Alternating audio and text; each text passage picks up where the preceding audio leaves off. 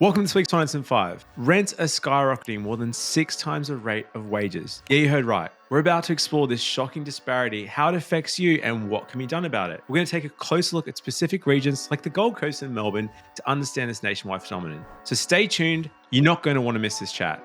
All right, Jayden, let's paint a picture here. Imagine your wages have gone up by just a measly 0.8%, while the rent on your home has shot up by a staggering 5%. It's a nightmare scenario, and it's unfortunately now a harsh reality for many Australians. So asking rents for houses rose by more than 6 times the rate of wages in the March quarter, from a comparison between the ABS, Wage Price Index, and Domain data. And it's not just a one-off, this has been happening consistently for the past 4 years. It's a trend that started with the pandemic, and it shows no signs of slowing down. Think of it like a runaway train that just keeps on picking up speed.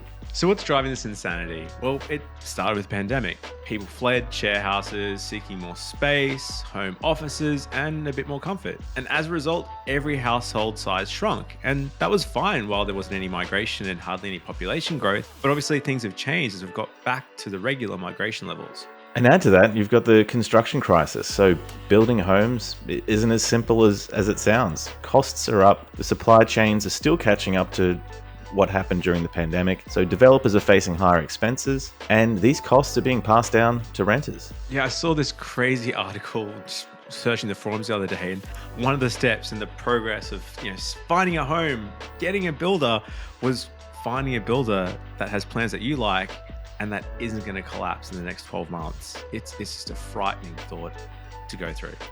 Yeah, and experts, they're sounding the alarm. So if rents continue to climb unchecked, we could see a surge in homelessness. I think some people are already experiencing that. And it's a real and present danger and not just a theoretical concern. Yeah, and it's not just about the rents. There's been a historical lack of investment in social housing. So it's a bit of a double whammy that's pushing more and more people to the brink. So let's talk about the other side of the coin here, the property investors. And for years, real estate has been a gold mine, offering these juicy long-term gains and steady rental yields. But now they're feeling the pinch as well. Yeah, investors are facing higher holding costs and new regulations. States like Victoria, for example, have introduced land tax and stricter controls on rent increases, which are eating into investors' pockets. But the flip side is they're also the ones providing much needed housing in the absence of government-built housing. And it's an interesting point here to think about it. I think property investors often get a bit of a bad rap. They're the ones who are increasing the rent. It's easy to think of all landlords as on the evil side, but I mean, there are plenty of people who might just have like one investment property or two, and they're just trying to build wealth themselves, and they're kind of feeling the pinch on the side of increased interest rates, and there's a whole bunch of other issues at play here as well. And I think plenty of them aren't the money grabbing people that some people like to think of them. They just want to be able to cover their costs more or less. It's a bit of a difficult situation for them as well. Yeah, and we've seen this translate, as the costs have been pushed on. Some rental increases getting crazy. So like on the Gold Coast, for example, median rents have hit $700 a week, which is a 62.8% increase since March 2020. And the crazy thing is there's heaps of units. There should be heaps of places to stay, but short-term holiday rentals are taking potential property and stock, outside of that long-term pool, making long-term rentals scarce and driving prices through the roof. So what's the solution here, Simon? Banning Airbnb potentially, and we've seen that in Byron Bay. The council it's taken years of consultation, but from September this year, Byron Bay is reducing some of the caps on short-term accommodation rather. So you're capped to renting out your home in some of the high tourism appeal areas of maximum 60 days in any year period. So at the moment, it was up to 180 days. You could have your place in Byron Bay in these pretty specific areas. In Byron Bay and Brunswick Heads, rented out for 180 days. But from September 2024, these new restrictions are going to be in place. And we've seen a similar thing in Brisbane getting passed, where the council, as one of their election promises, is sort of stepping up and saying, well, they want a permit system to reduce the Airbnbs. It's happened in New York as well. So it seems to be happening around the world, where they're trying to push more properties into this longer term pool to create more stock and opportunity for people to have accommodation. Yeah, and just on the subject of Airbnb, when it was first released in 2008, who would have ever thought it would have such a global effect on property all over the world? I stayed at some Airbnbs in Portugal, and it was like an individual room in like a Portuguese house and almost like a homestay, and it was like a super nice experience, and it was a great way to travel. But these days, I'd say, I don't know, maybe 90% of the Airbnbs that you see on there are just purely there as investment properties, and it's a different way to buy property and rent it out. So this is happening all over the world. There are plenty of different cities that are facing similar issues with this kind of reduced supply for residential people, because a lot of the housing stock is getting diverted to this short-term stay accommodation. Yeah, and interestingly, Victoria, the way they've done this is they've added extra tax. There's a 7.5% tax on Airbnbs, which I think some of this stuff has, in Melbourne particularly, has had potentially a bit of a positive impact. So in Melbourne, I guess the median rent is relatively affordable, like $560 a week. But even so, rental costs are up 13% year on year because, I guess to your point earlier, Simon, like there's more properties being taken out of that rental pool. There's less investors. People are buying a home to live in. It's making it more unaffordable from a rental perspective. Yeah, it's pretty much Melbourne's saving grace is that they do have this greater housing supply than most of the other cities in Australia at the moment, and fewer people migrating there. So it's pretty much the only silver lining in an otherwise pretty grim picture of the rental market in Australia. And I guess that's the twist as well. It's just not the inner cities. Outer suburbs are seeing rental spikes as people are being priced out of those central areas. So Sydney's, Parramatta and Blacktown, rents are up 16.1% and 14.5% respectively as well. And this is something we see both with property prices and with rentals. There's a ripple effect. So one area becomes more expensive, then people will be pushed a little bit further out. And then as this wave of people moves to the next suburb on, then the prices increase there as well. So you get these unexpected hotspots of rental growth. And really it's reshaping the rental landscape in very surprising ways. Yeah, and I guess not to really drone on the negatives then, but I guess what is the way out? Like for investors, it might be trying to get those longer term, more stable tenants.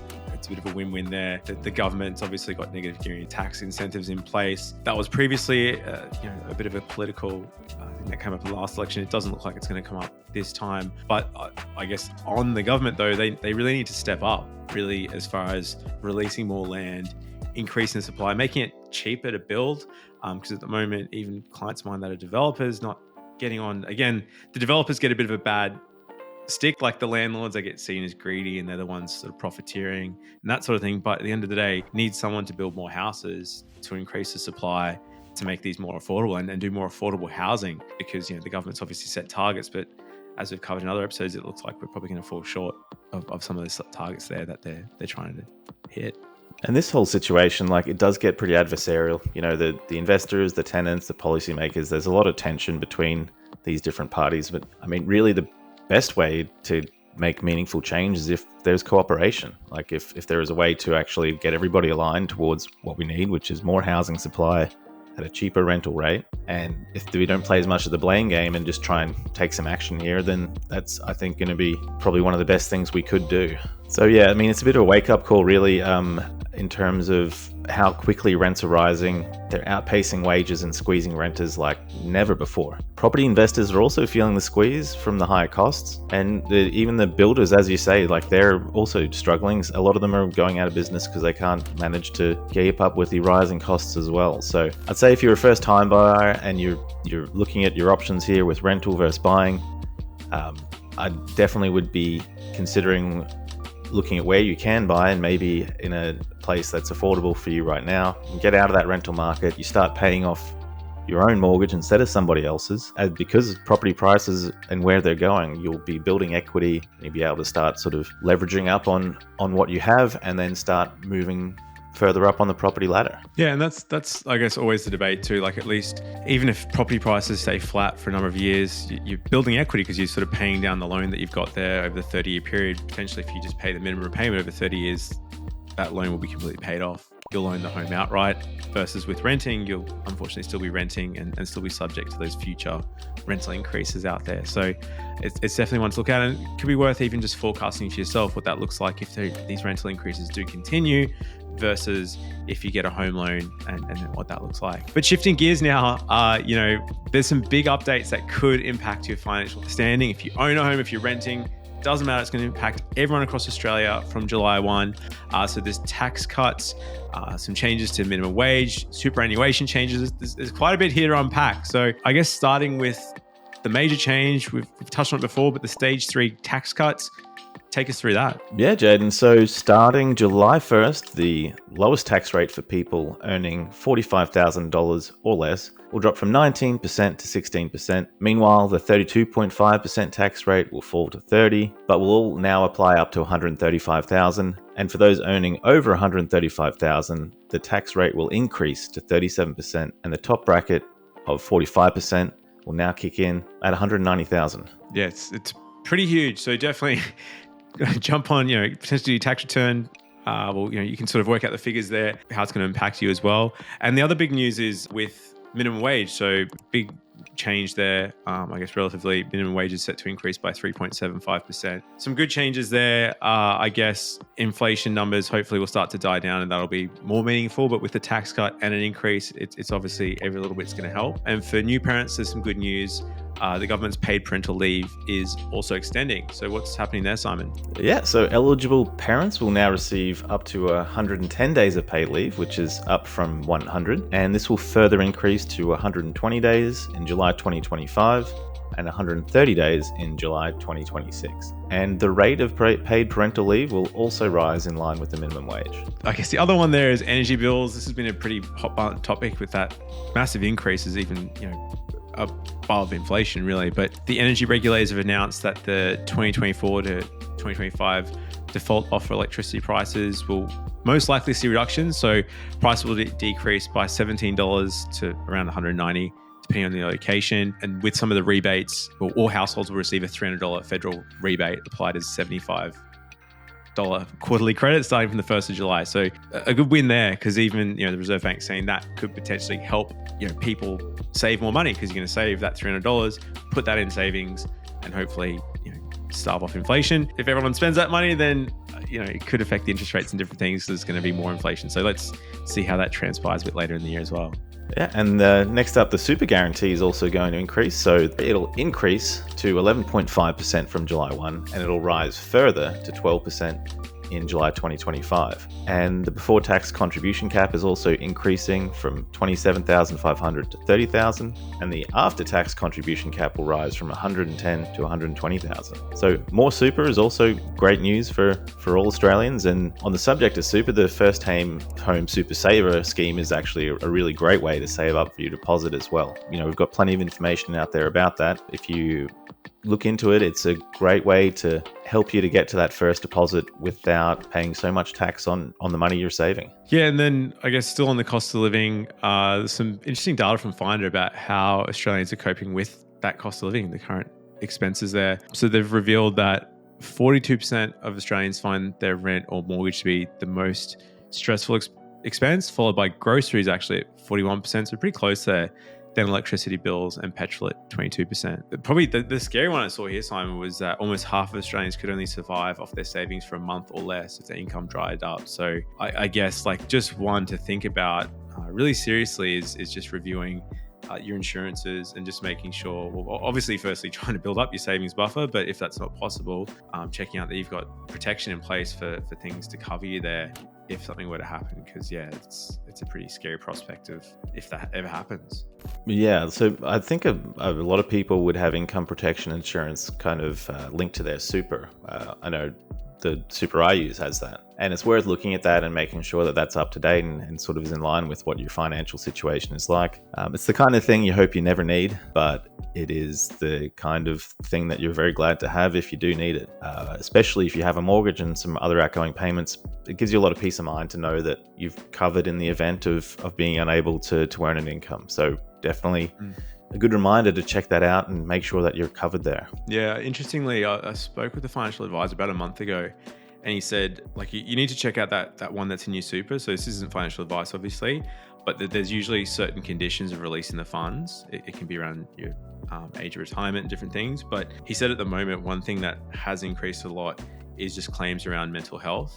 It's probably one of the highest claims now for potentially not being able to work, and all the sort of flow-on effects that has. So just a reminder, I think definitely to look at that. But the thing that tells about financial health in Australia is like you just need to try and not bury your head in the sand if ever that happens. Try and get on top of it now, and then where you can, trying to increase your savings and have a buffer, at least a couple of months if you can, and build that up over time, because you never know what could be around the corner. So I think, some of these changes can be a really a blessing and mostly good news, really, like with, having extra money paying to super, tax cuts, wage increases, all good news there. Hopefully inflation starts to sort of, settle down with some of those costs of electricity and things going up pretty rapidly over the last year. And it's worth at least doing a bit of tax planning and seeing what these changes to the super can mean for your situation.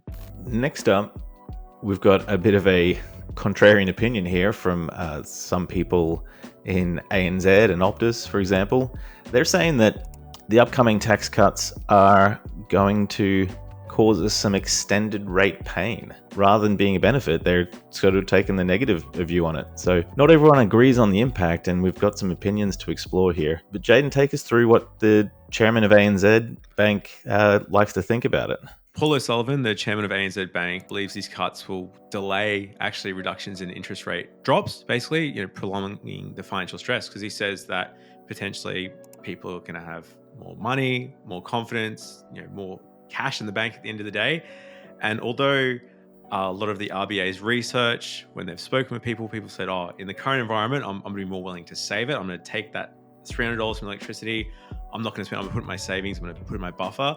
Paul O'Sullivan, the chairman of ANZ and Optus, thinks that people are going to go and spend it, which is going to add to the inflation and potentially protract the interest rates at their current level and mean that relief will take longer to flow through. And I think that's what Philip Cronican, the chairman of NAB and director at Woolworths, points out, that the extra cash could lead to this more spending. And if people are spending more, that puts more money into the economy, and that's where the inflation comes in. I don't know, I guess I'm certainly not planning on spending any more money with the upcoming tax cuts. I think it's a much smarter idea to save it. So you won't count me in on one of the pro-inflationary people, that's for sure. I guess it's different too. During COVID, no one went on holidays ever. So there was a 2-year period where it's where are you going? Maybe the coast, if that, maybe to the shop for milk. It was about as far as he went.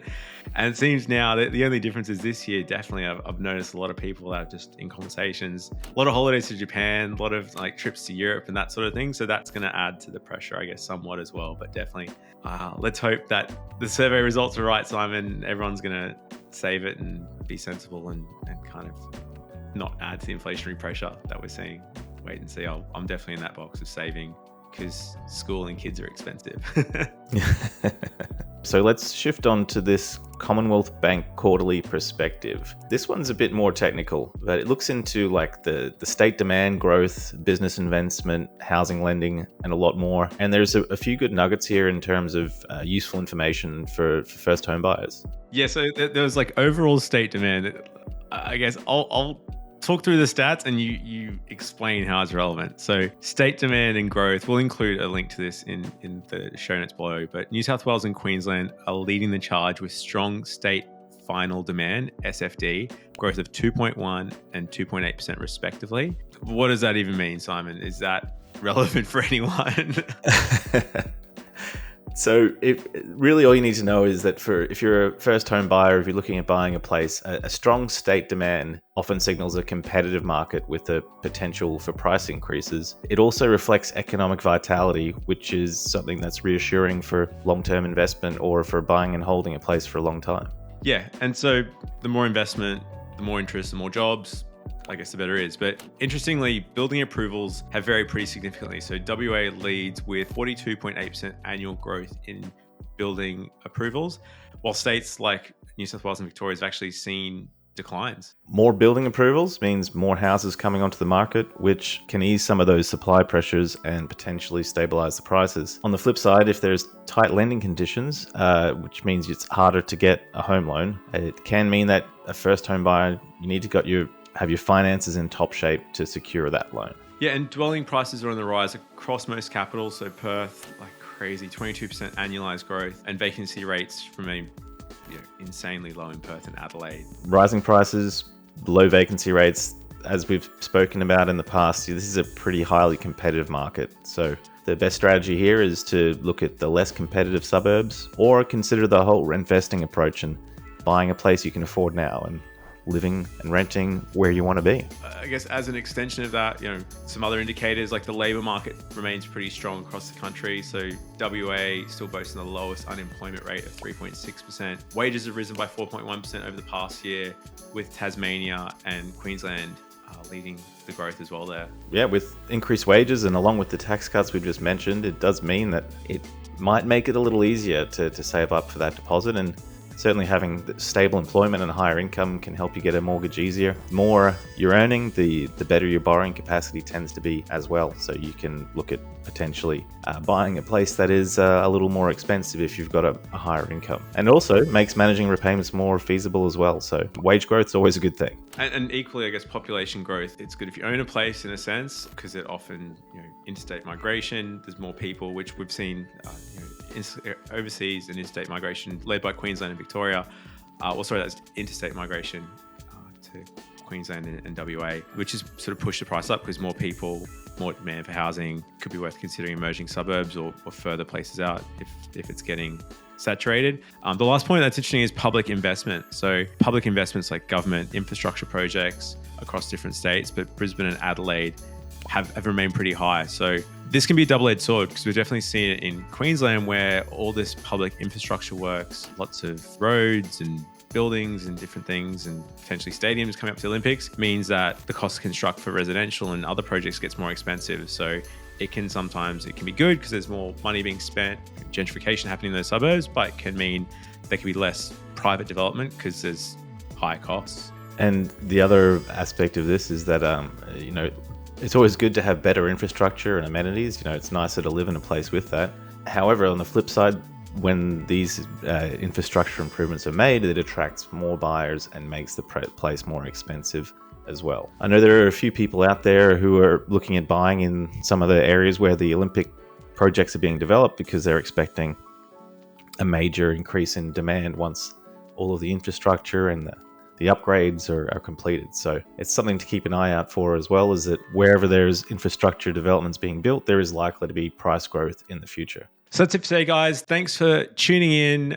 So I guess in our first segment, we went through rents. They are going up. It doesn't look like there's going to be any ease of rents moving forward. If you are renting, if you're trying to get those costs down, potentially maybe consider places where you can split costs, go into sort of house sharing situations that might help get some of those costs down. And if you are considering buying, have a look at those figures and seeing what it looks like if the rent increases continue, and versus that compared to buying your own home. Next up, we went through the potential tax cuts, so some reprieve there if you are feeling the pinch of the cost of living, especially some of those energy and electricity rebates. And then last up, we went through the Commonwealth Bank report. We'll include a link to that below because it's interesting to see what some of that impact is going to have on the property market.